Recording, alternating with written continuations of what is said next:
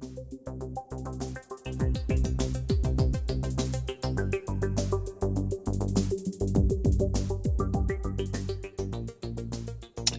morning, good afternoon, good evening. I am Stephen O'Grady with Redmonk. I'm here with Taylor from GitLab. Taylor, you want to introduce yourself quickly? Sure. Hi, everyone. My name is Taylor McCaslin. I'm a product lead for our AI functionality here at GitLab. Awesome.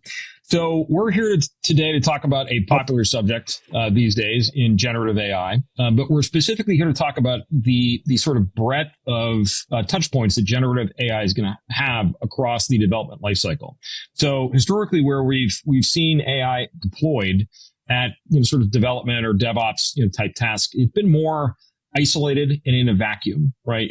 We've used it for code generation, or we used it for security scanning in very specific sort of discrete tasks. So, really what we feel at Redmonk, we've been talking about the quote unquote developer experience gaps for a long time, right? Which is the idea that we have all these individual services and they're not necessarily connected particularly well. There's all these one-off, sort of pieces that developers then have to leverage in concert with one another after the fact. And, our sort of vision, if you will, has been, all right, what if we had a first party experience which integrated, a bunch of these different pieces, which improve the developer experience. But then, particularly over the last sort of 12 to 14 months, as we've seen the rise of the generative AI chat systems, what if we had an AI that could take, some of the tedium and some of the sort of menial tasks that developers are burdened with off of their plates?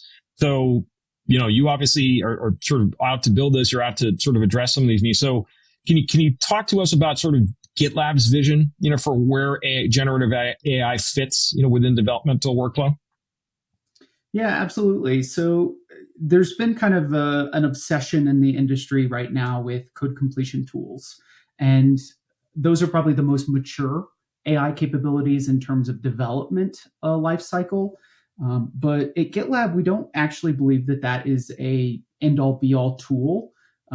In surveys that both GitLab has done and external surveys show that developers only spend about 25% of their time actually developing code. And so they spend a whole lot of their time actually building other capabilities, planning, automating testing, writing documentation, fixing security bugs.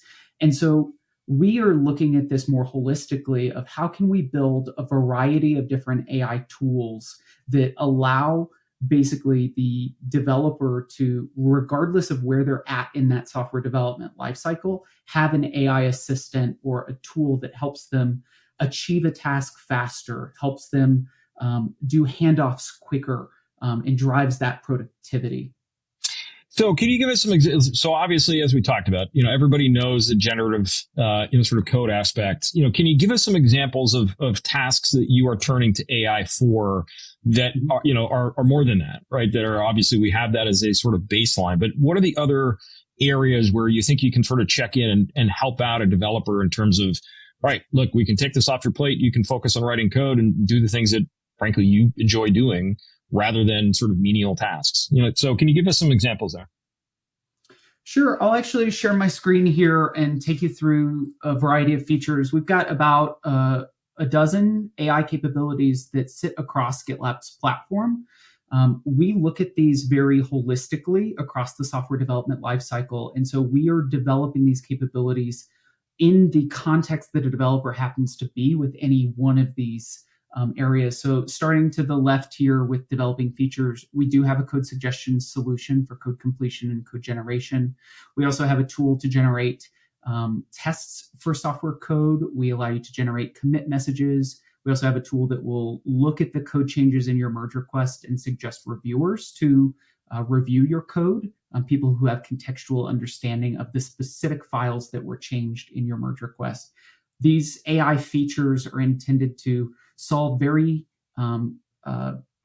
specific pain points in the development process, like who is going to review my code, who has the contextual knowledge to be able to do that.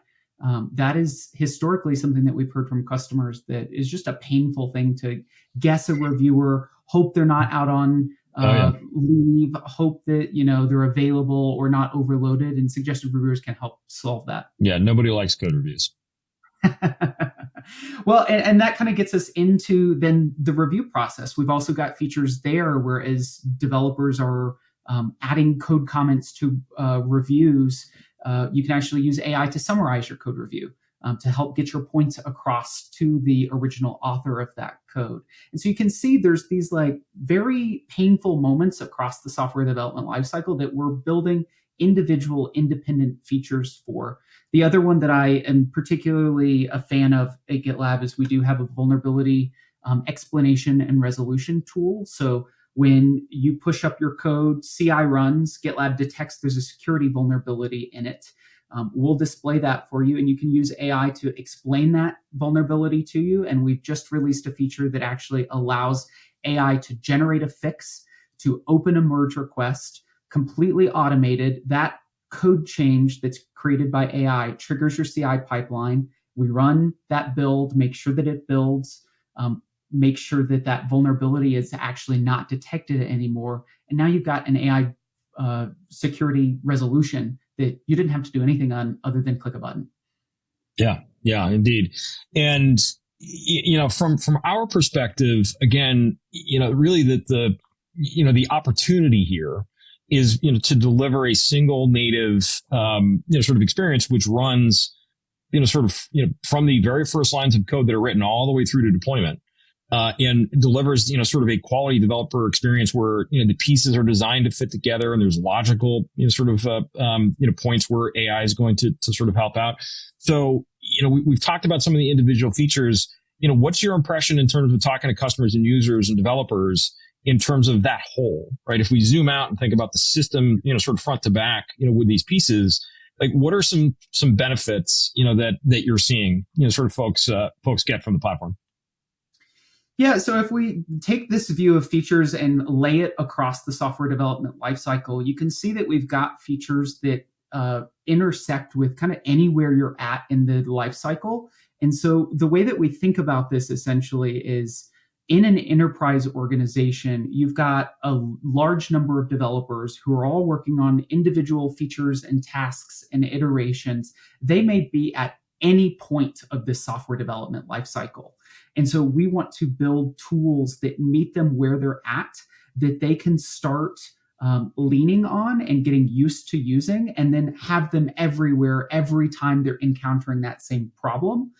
So you've truly got kind of the name itself, GitLab Duo, you've got a companion that's essentially assisting you as you're developing throughout the process. What I particularly like as well is that we're not all just focused on developers. We have AI capabilities for non-technical users like product managers and project managers. We have security and compliance AI features for those security teams. So it's not just developers either. It takes a village to build software, and everyone should have those AI tools to help them get software to production and make it secure. Awesome. Okay, so I believe that you have a demo set up for us. So why don't we cut to that? AI inspires possibility. For us, it's the possibility to help everyone be more productive and more efficient, no matter their role. We want to help you build more secure software faster together. Introducing GitLab Duo, your pair programming assistant, and more.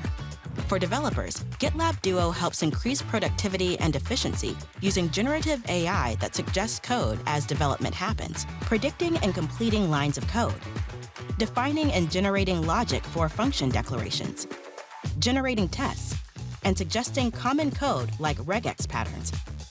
Code Suggestions helps developers stay in flow.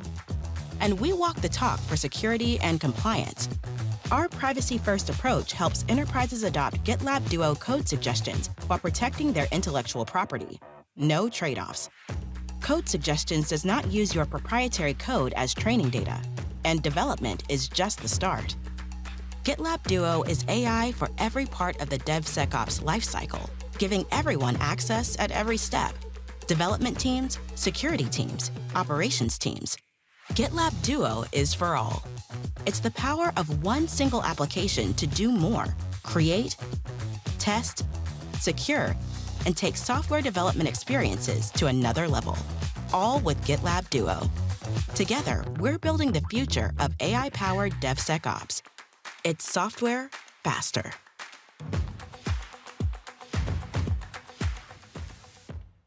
Okay. And so, Taylor, I wanted to ask you sort of a couple questions just as we're headed out. So the first one is, when we talk about generative code systems in particular, but, really generative AI sort of across the board, one of the issues or one of the potential concerns that we hear are folks who are concerned that this is going to take their job away. Now, our view at RedMonk is sort of much more that these are assistive tools and that there is still certainly a need and a requirement to have humans sort of driving the bus, as it were. But I'm curious, if you get that question, how do you answer it? Like, how do you sort of make sure that people understand the appropriate role for AI in development moving forward? Yeah, so I'll say it's an exciting time in AI. There is a lot of advancement happening.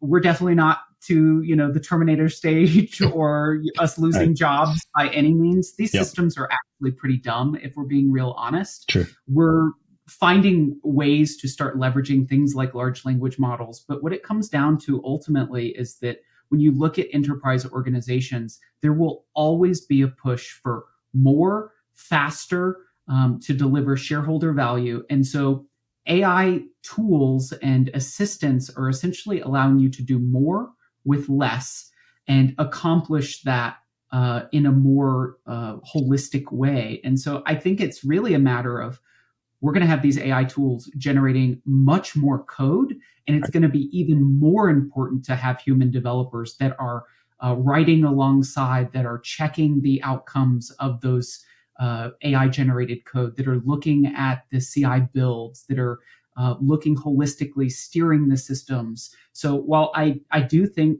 AI is going to touch probably everyone who interacts and builds software, I think it's instead really about how do we work with AI and leverage that to create more faster.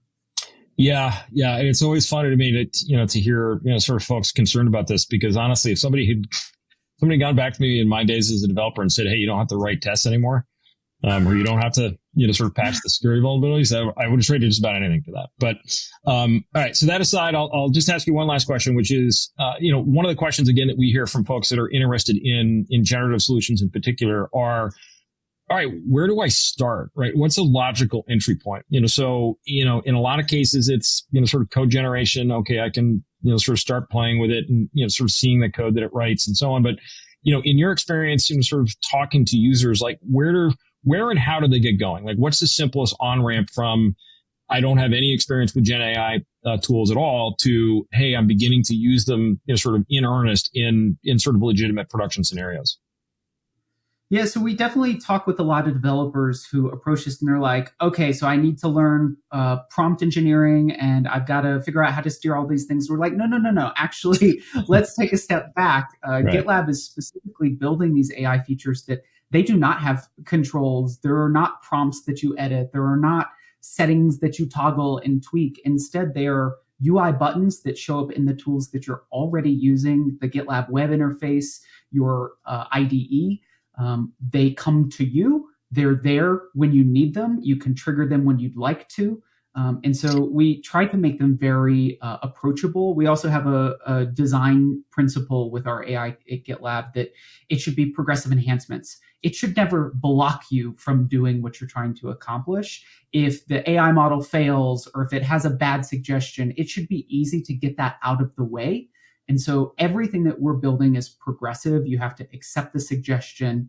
It's an additive capability, but you are still in the control seat, doing the things that you're already used to doing: code reviews, assigning reviewers, fixing security vulnerabilities. You just now find these little glimmers of, we use a little sparkle icon in GitLab to indicate that, hey, there's an AI feature here that can help you with whatever it is that you're doing. And so we hope that, actually developers just kind of discover these features as they're just doing their job and find how those capabilities can help them be more efficient and do their jobs more effectively. Makes sense to me.